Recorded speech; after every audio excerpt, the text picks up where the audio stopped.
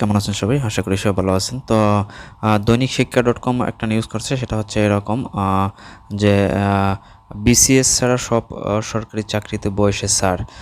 জনপ্রশাসন মন্ত্রণালয় থেকে এরকম একটা নির্দেশনা জারি করা হয়েছে। সেটা কি আমি বিস্তারিত পড়ব, আপনারা সঙ্গে থাকুন তাহলে বুঝতে পারবেন। বিসিএস ছাড়া সরকারি সব নিয়োগে প্রার্থীদের সর্বোচ্চ বয়স সীমায় 39 মাস ছাড় দিয়েছে সরকার। তো 39 আপনার মাস ছাড় দিয়েছে।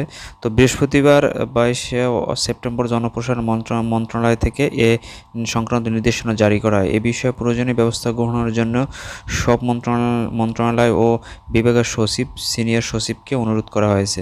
নির্দেশনায় বলা হয়েছে যে সকল মন্ত্রণালয়, বিভাগ ও এর অধীন অধিদপ্তর, পরিদপ্তর, দপ্তর এবং সংবিধিবদ্ধ স্বায়ত্তশাসিত জাতীয়কৃত প্রতিষ্ঠানসমূহ বিভিন্ন ক্যাটাগরির সরকারি চাকরিতে বিসিএস ব্যতীত সরাসরি নিয়োগের লক্ষ্যে কোভিড-19 পরিস্থিতির কারণে নিয়োগ বিজ্ঞপ্তি প্রকাশ করতে পারেনি সে সকল দপ্তর প্রতিষ্ঠানের 2023 সালের 30 জুন পর্যন্ত প্রকাশিত বা বিজ্ঞপ্তিতে উল্লেখিত পদের আবেদনের ক্ষেত্রে প্রার্থীদের বয়স 2020 সালের 25শে মার্চ সর্বোচ্চ বয়সসীমার মধ্যে থাকলে উক্ত প্রার্থীরা আবেদন করার সুযোগ পাবেন এবং 2020 সালের 25শে মার্চে যাদের বয়স শেষ হয়েছে তারাও কিন্তু এখন আবেদন করতে পারবেন 2023 সালে 30 জুন পর্যন্ত।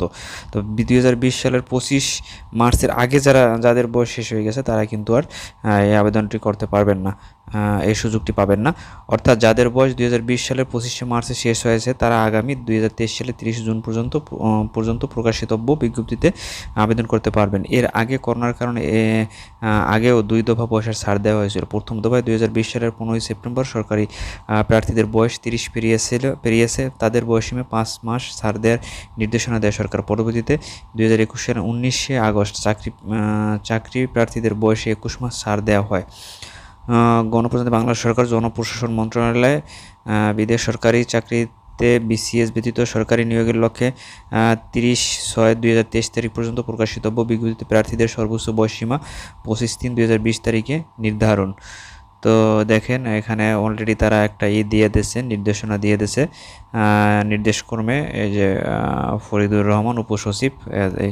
তো এটা যারা এখন বর্তমানে যারা এই সুযোগটা পাইবে তারা কিন্তু অনেক লাকি, কারণ আসলে দেওয়ারই কথা ছিল না। বয়স যে করবে, ছাড় দিবে বয়সে, সেটা আসলে কেউই বুঝতে পারে নাই। তো যারা এখন সামনে কোনো নিয়োগ পাবেন, সরকারি নিয়োগ, তারা অবশ্যই ভালোভাবে পড়াশোনা করে সেভাবে যেন আপনারা কোয়ালিফাই করতে পারেন, সেভাবে পড়াশোনা করবেন। আমাদের সঙ্গে থাকবেন আর চ্যানেলটি সাবস্ক্রাইব করে রাখবেন, যেহেতু আমরা এরকম টিউটোরিয়াল এই চ্যানেলে দিয়ে থাকি।